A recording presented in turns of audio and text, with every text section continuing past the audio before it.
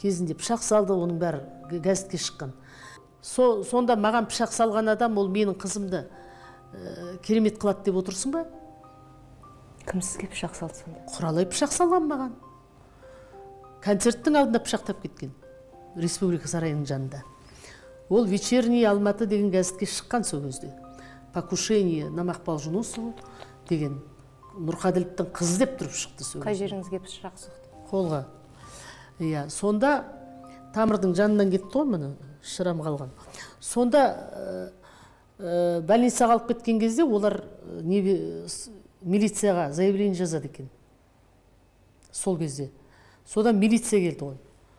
Ал ол уақытта уже мен концерт беріп жатырмын.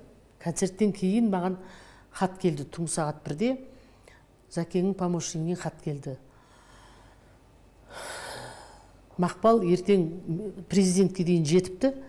Ертең милиция келеді, заявление менің қызым деп жазбасыншы деген Зәкеңнің өтініш хат келді маған.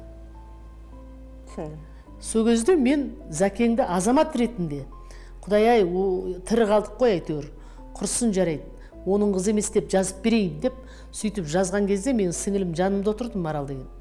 Маған айғайлады, есің дұрыс па? Ертең келіп сені өлтіріп кетсе кім жауап береді? Жазуың керек еді, соның қыз екенін. Неге жазбадың деп маған ұрысты. Мен айттым, обал ғой ана азаматқа.